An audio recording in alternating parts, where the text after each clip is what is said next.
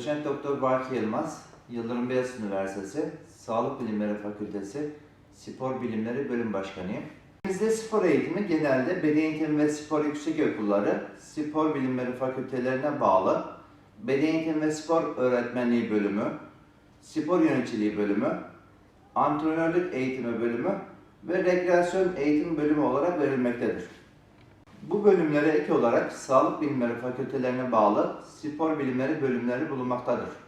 Beyazıt Üniversitesi Sağlık Bilimleri Fakültesi Spor Bilimleri Bölümü 4 yıllık lisans eğitimi vermektedir. Bölümümüzün öncelikli amacı spor bilimleri alanında temel bilgi ve beceriye sahip, araştıran, sorgulayan, liderlik becerilerine sahip spor bilimciler yetiştirebilmektir. Bölümümüz 2013-2014 eğitim öğretim döneminde yüksek lisans eğitimine başlamıştır. 2016-2017 eğitim öğretim döneminde Çubuk yerleşkemizde lisans eğitimine başlayacağız.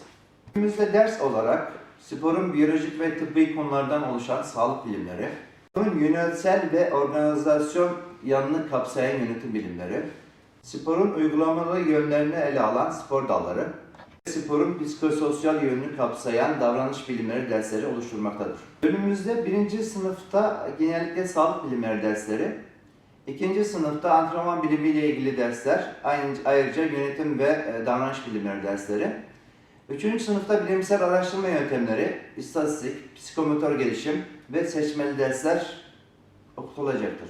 Son sınıfta ise uzmanlık spor dalı ve staj uygulamalarına yer verilecektir. Ayrıca 1. sınıf, 2. sınıf, 3 ve 4. sınıflarda uygulamalı spor dersleri verilecektir. Bölümümüzde 1 doçent, 3 yardımcı doçent ve 1 araştırma görevlisi olmak üzere 5 akademik personel bulunmaktadır. İleriki yıllarda bu personel sayısı, yani akademik personel sayısı artırılacaktır. Çubuk yerleşkemizde bulunan binamızda 4 sınıf, 1 egzersiz laboratuvarı, 1 bilgisayar laboratuvarı bulunmaktadır. Ayrıca tıp fakültesi binamızda bulunan anatomi ve fizyoloji laboratuvarlarından yararlanma imkanımız bulunmaktadır. Mezun olan öğrencilerimize spor bilimcisi unvanı verilmektedir. Spor bilimcisi mesleki tanımı YÖK tarafından daha önce verilmiştir. Fakat İşkur tarafından mesleki kodu ilk defa üniversitemiz tarafından alınmıştır. Olanakları olarak kamu ve özel alanda, üniversitelerde, Gençlik ve Spor Bakanlığı'na bağlı merkez ve taşra teşkilatlarında, belediyelerde, araştırma merkezlerinde, spor federasyonlarında ve fitness merkezlerinde iş bulma hakkına sahiptirler. Yıldırım Beyazıt Üniversitesi Spor Bilimleri Bölümü ve dinamik bir kadroya sahip olmamız, başkentte bulunmamız, Spor Bakanlığı'nın ve spor federasyonlarının Ankara'da bulunması.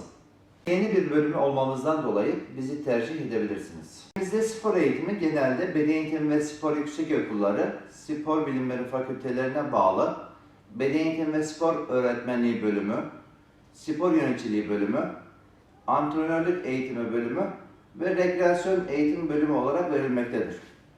Bu bölümlere ek olarak Sağlık Bilimleri Fakültelerine bağlı Spor Bilimleri bölümleri bulunmaktadır.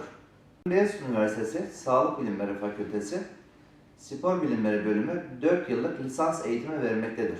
Bölümümüzün öncelikli amacı spor bilimleri alanında temel bilgi ve beceriye sahip, araştıran, sorgulayan, liderlik becerilerine sahip spor bilimciler yetiştirebilmektir.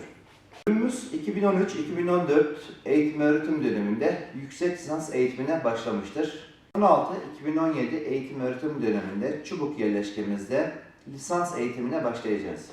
Bölümümüzde ders olarak sporun biyolojik ve tıbbi konulardan oluşan sağlık bilimleri, sporun yönetsel ve organizasyon yanını kapsayan yönetim bilimleri, sporun uygulamalı yönlerini ele alan spor dalları, sporun psikososyal yönünü kapsayan davranış bilimleri dersleri oluşturmaktadır. Bölümümüzde 1. sınıfta genellikle sağlık bilimleri dersleri, 2. sınıfta antrenman bilimiyle ilgili dersler, ayrıca yönetim ve davranış bilimleri dersleri, 3. sınıfta bilimsel araştırma yöntemleri, istatistik, psikomotor gelişim ve seçmeli dersler okutulacaktır.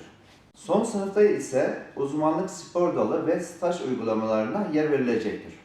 Ayrıca 1. sınıf, 2. sınıf, 3 ve 4. sınıflarda uygulamalı spor dersleri verilecektir.